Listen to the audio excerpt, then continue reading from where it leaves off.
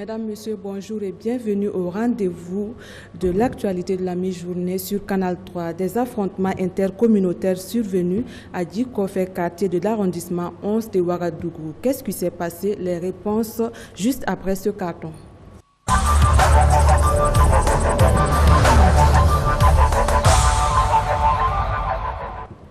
En effet, des populations se sont violemment affrontées pour des problèmes fonciers à Djikofé. Ces affrontements ont occasionné 5 blessés et 2 morts. Pour en parler, je reçois M. Joël Zoundi, journaliste à Canal 3. Bonjour M. Zoundi. Oui, bonjour Mme Yanogo. Alors, qu'est-ce qui justifie cette situation dramatique pour que des populations qui vivaient en parfaite symbiose viennent à s'affronter? Oui, il faut le dire net, hein, c'est déplorable que des populations qui vivent quotidiennement ensemble, en tout cas, ou qui vivaient quotidiennement ensemble, jusqu'à cette soirée fatidique de lundi soir. Voilà, pour des problèmes fonciers encore, on ne finira pas d'en parler. Le problème foncier, on le dit tout le temps, est devenu comme une sorte de bombe en attente au niveau du Burkina Faso. Et nous interpellons en tout cas les autorités du Burkina pour qu'ils puissent prendre les mesures nécessaires pour résoudre une bonne fois et de façon définitive ce problème foncier-là au Burkina. Sinon, en tout cas, des informations qui nous reviennent, ces populations sont venues à s'affronter suite au problème d'emplacement, en tout cas, d'une mosquée, dit-on. C'est dans le cadre de la construction de cette mosquée-là, l'emplacement désigné pour la réalisation de cette infrastructure-là qui aurait mis, en tout cas, le feu aux poudres. Mais il faut le dire que c'était un conflit qui couvait depuis entre les populations de ce quartier, de l'arrondissement 11 de Ouagadougou, le quartier Djikofé. Et c'est malheureux, il faut le dire, alors que ce quartier, en tout cas, avait retrouvé les couleurs suite au projet d'investissement routier que les autorités étaient en train de mettre en œuvre dans cette partie de la capitale de Ouagadougou. On en est où avec l'appurement du passif foncier quand on sait que depuis le 2 janvier 2019, la commission ad hoc chargée de l'appurement du passif foncier disposait de 6 mois pour régler les litiges fonciers de la capitale burkinabé? Oui, c'était pour en tout cas parer à ce type de conflit-là que les autorités ont pris l'engagement en 2016, dans un premier temps, de suspendre les lotissements. Et après, les commissions mixtes qui avaient été mises en place pour charger en tout cas d'épurer ces passifs-là, on en est arrivé à la levée de façon partielle de la suspension des lotissements. Et pour le moment, cette mesure est levée sur l'ensemble du territoire, sauf Ouagadougou et Bobo. Et à Ouaga et Bobo, des commissions ont été mises en place pour encore travailler sur 6 mois pour apurer de façon définitive cette question du foncier. Et il faut le rappeler, les affrontements de lundi soir ont eu lieu, il faut le dire, c'est suite en tout cas à un différend foncier. Et c'est pourquoi nous interpellons les autorités à ce qu'une solution idoine puisse être trouvée vraiment dans les meilleurs délais pour qu'on n'en arrive pas à cette situation dramatique de lundi soir où aujourd'hui on dénombre 2 morts et 5 blessés qui sont dans une situation assez critique. Vivement que cette commission-là accélère et trouve une façon définitive au problème foncier pour que des populations qui vivent paisiblement ensemble n'en viennent pas à s'affronter violemment et à occasionner des morts. Effectivement, aujourd'hui, quelles pourraient être les dispositions que l'État pourrait prendre pour résoudre définitivement ces problèmes? Oui, en tout cas, ça sera trop prétentieux de notre part de donner des pistes de solutions aux autorités, mais d'ores et déjà, on sait que l'arrondissement 11 de Ouaga fait partie, en tout cas, de l'ancien arrondissement de Bogodougou. Et tout le monde sait comment le foncier a été géré dans cet arrondissement-là. Et il faut noter que cet arrondissement, en tout cas, est l'un des arrondissements où le problème des parcelles s'était posé avec acuité. On se rappelle encore de la mairesse Madame Drabo, pour ne pas la citer. Ensuite, Après elle, il y a eu un autre maire, mais qui n'est pas arrivé à résoudre de façon définitive ces problèmes fonciers. Et quand vous allez aujourd'hui dans les différentes juridictions au niveau du palais de justice, vous trouverez toujours des différends qui opposent les populations de cet ancien arrondissement Bokodogo-là qui sont toujours en instance. C'est pour dire que le lotissement a été plus ou moins bâclé dans cet arrondissement. Et à mon humble avis, il va falloir que les autorités prennent vraiment la mesure de la chose et suspendre tout investissement là-bas tant qu'il y a un différend qui oppose les populations pour ce qui est du foncier. Tant que ces dispositions ne seront pas prises, on va toujours continuer à assister malheureusement à des différends, à des affrontements assez violents comme ce qui est arrivé à Djikofe lundi soir. D'accord. Merci Monsieur Joël Zoundi, merci pour ces explications. Merci beaucoup. Nous poursuivons cette édition avec la rubrique Retour sur Actu et c'est juste après ce carton.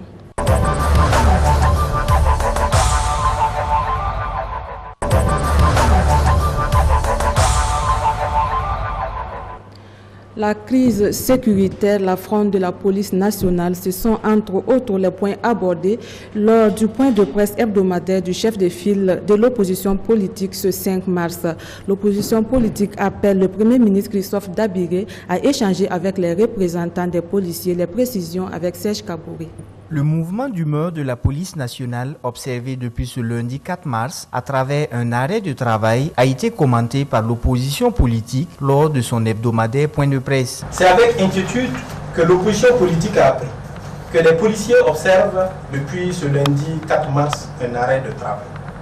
L'opposition estime que les revendications des policiers, qui se résument en de meilleures conditions de vie et de travail, sont nobles et légitimes. Dans ce contexte sécuritaire grave, c'est déplorable que le gouvernement ait laissé la situation pourrir. Le Premier ministre Christophe Dabiré, qui a fait du dialogue social l'une de ses priorités, doit au plus vite échanger avec les représentants des policiers et autoriser son gouvernement à donner les moyens et le matériel nécessaire à ces policiers, de même qu'à l'ensemble des forces de défense et de sécurité. Revenant sur la situation sécuritaire, l'opposition a souhaité que le chef de l'État soit entendu par la justice comme témoin, détenant des preuves importantes. Puisque des terroristes ont séjourné quelque part au Burkina Faso, qu'ils ont ensuite été reçus avec honneur à Koussiane et qu'ils sont repartis paisiblement comme ils étaient venus, nous disons que le président Roch-Marc Christian Kaboré, qui a commis la grave erreur de s'asseoir avec des responsables terroristes et de les laisser repartir, peut se rattraper. Il doit faire publier la liste nominative de ces leaders terroristes, avec leurs photos à l'appui, ou à défaut des portraits robots, afin que n'importe quel Burkinabé ou ami du Burkina qui aurait des informations sur eux puisse saisir les forces de défense et de sécurité ou l'Agence nationale de renseignement. Le vaste mouvement de déplacés en raison de la situation sécuritaire s'élèverait à 1,2 million de personnes selon l'Organisation des Nations Unies et l'opposition appelle à l'organisation d'une campagne de solidarité. Des populations ont fui l'insécurité, laissant leurs champs et d'autres biens précieux. Elles se sont concentrées dans les centres urbains. Or, dans 3 mois démarre la campagne agricole. Il y a donc des risques de famine, de conflits fonciers, besoin de terres cultivables, besoin de pâturage, risques d'affrontement entre éleveurs et agriculteurs et des risques d'émergence de fléaux urbains que le gouvernement doit prévenir. Pour l'opposition, la meilleure action consiste à restaurer l'État et sa force publique dans les zones attaquées, à renforcer la résilience des populations et à les ramener sur leur terre. Pour accompagner tout ce processus, l'opposition propose au gouvernement de lancer une campagne nationale de solidarité à l'endroit des réfugiés internes.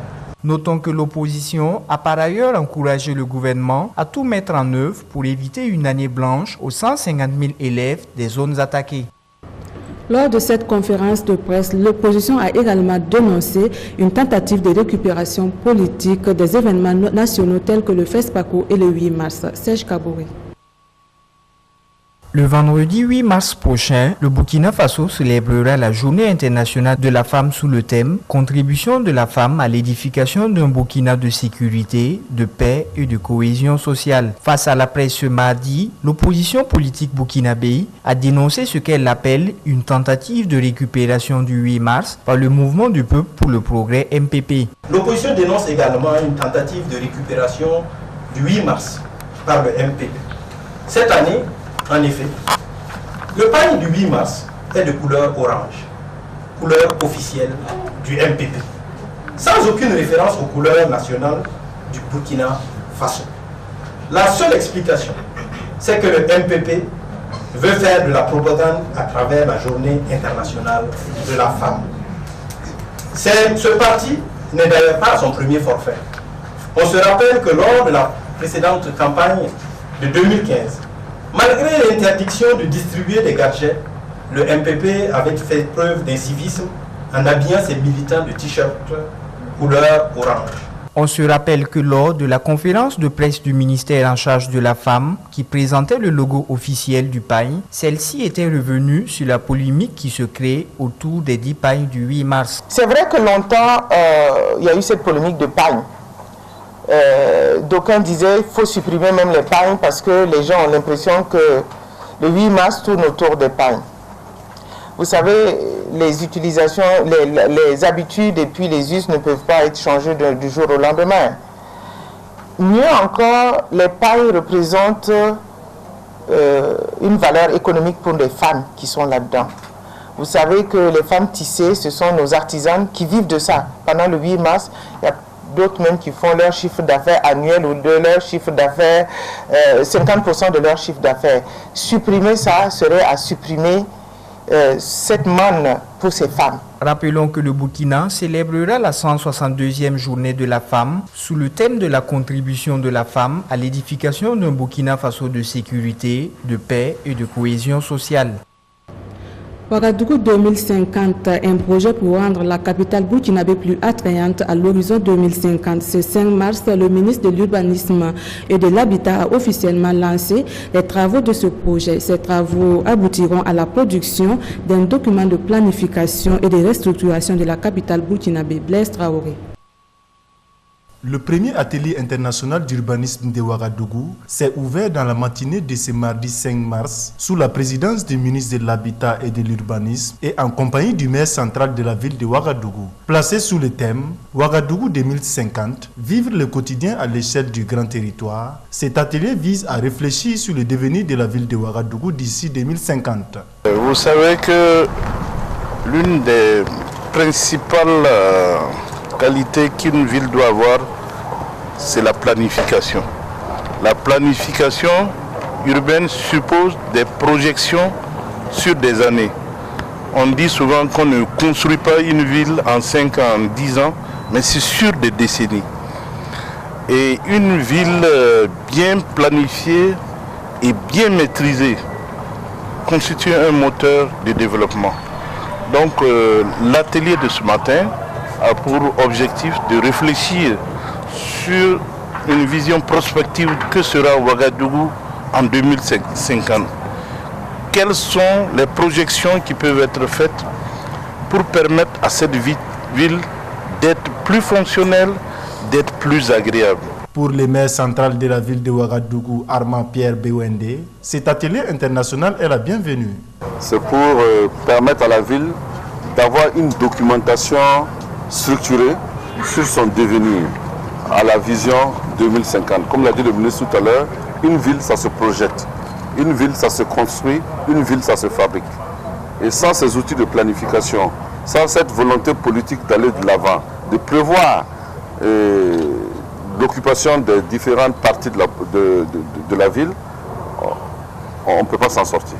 Cet atelier international, qui est la première du genre à Ouagadougou, va réfléchir sur un quartier que nous voulons un quartier émergent, c'est-à-dire le nord de Ouagadougou. Comme je l'ai dit la dernière fois, quand vous regardez le quartier Tanguin, il est proche de Ouaga, mais il est en même temps loin. Il est proche en ce sens qu'il est du centre-ville, il est à moins de 2 km. Mais quand vous voulez y aller, vous vous rendez compte que vous allez mettre des heures et des heures. par manque d'infrastructures. Et ce quartier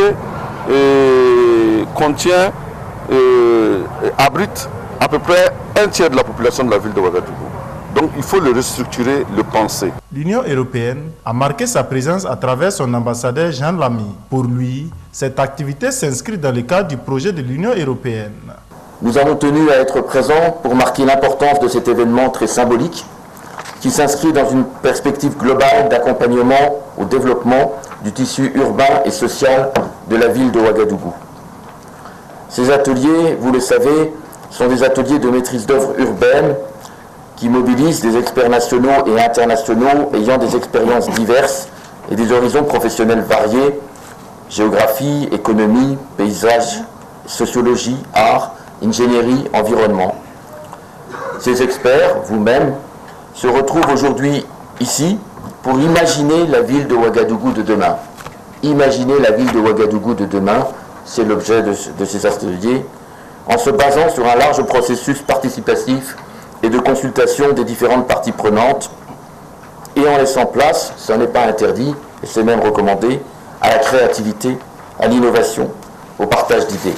Notons que 2 semaines durant, la mairie centrale en compagnie des acteurs internationaux vont réfléchir sur plusieurs thématiques afin de proposer des stratégies de projet pour le territoire. Débuté le vendredi 1er mars, les conclusions de cet atelier sont entendues pour le 15 mars 2019.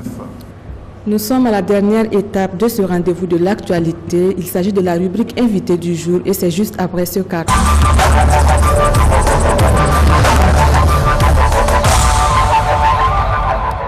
Je reçois M. Zangré, premier responsable du mouvement Le Congrès des Jeunes pour le Progrès CGP. Avec lui, nous aurons les détails sur la création du mouvement et éventuellement la place qu'il occupe sur la scène politique nationale. Bonjour M. Zangré. Bonjour, et bienvenue madame. Sur notre plateau. Merci. Alors, de prime abord, pourquoi avoir créé ce mouvement? Vous savez que le Burkina Faso est un pays en voie de développement et compte un nombre important de jeunes, surtout dans les provinces et les grandes villes comme Ouagadougou, Bobo-Dioulasso, Koudougou, etc. Et faisons le constat que moins de jeunes s'intéressent à la vie politique. Or, on ne peut pas parler de développement économique, politique, durable, sans pour autant parler de l'implication des fils et filles et ressortissants des différentes localités du pays. Et pour permettre donc à la frange jeune et à toute bonne volonté d'apporter leur concours à l'épanouissement ou à l'amélioration des conditions de vie, il était donc nécessaire pour nous de créer ce cadre de regroupement politique qu'est le Congrès des Jeunes pour le Progrès CJP. D'accord. Alors, quels sont vos objectifs sur le plan politique? Le CJP va travailler à promouvoir l'auto-emploi, la santé, la formation, l'épanouissement, la recherche des voies et moyens avec les autorités compétentes pour améliorer les conditions de vie et de travail des jeunes et des femmes dans les villages, les provinces et les communes au Burkina Faso. Alors, généralement, l'on constate que l'on crée un parti politique pour aller à la conquête du pouvoir. Vous êtes affilié à la mouvance présidentielle. Qu'est-ce qui justifie cela? Et justement, c'est vrai que nous allons accompagner le président Roch-Marc Christian Kaboré en 2020 pour qu'il soit réélu. Voilà, parce que tout simplement, nous ne pensons pas que la solution de la jeunesse est l'alternance précoce qui peut en tout cas être une solution. Pour nous, la jeunesse peut aussi s'impliquer d'une manière ou d'une autre, en vue en tout cas de faire de cette jeunesse une jeunesse épanouie, un Burkina épanoui. C'est dans ce sens que nous avons estimé la nécessité d'accompagner le président en 2020 pour qu'il soit réélu.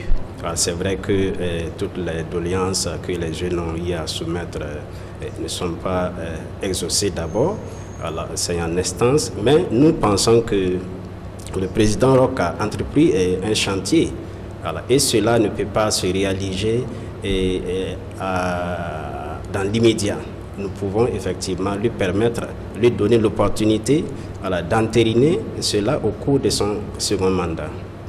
Donc, entre autres, certaines motivations qui nous a aussi motivés à l'accompagner dans ce sens parce que c'est comme je le disais tantôt que l'alternance précoce ne constitue pas forcément la solution du Burkina Faso.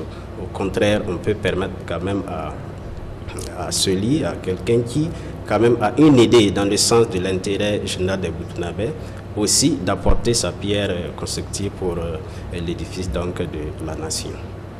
Alors, parlons à présent de la jeunesse. Quand on sait que la population du Burkina est essentiellement jeune, avec beaucoup d'attentes, est-ce qu'au niveau politique, une place est faite à cette jeunesse-là? Et effectivement, parlant de la place de la jeunesse sur le rang politique, c'est vrai que nous constatons que la jeunesse ne s'implique pas pour des affaires politiques et autres. Mais nous voulons justement aussi profiter à travers votre plateau, lancer un appel solennel à la jeunesse.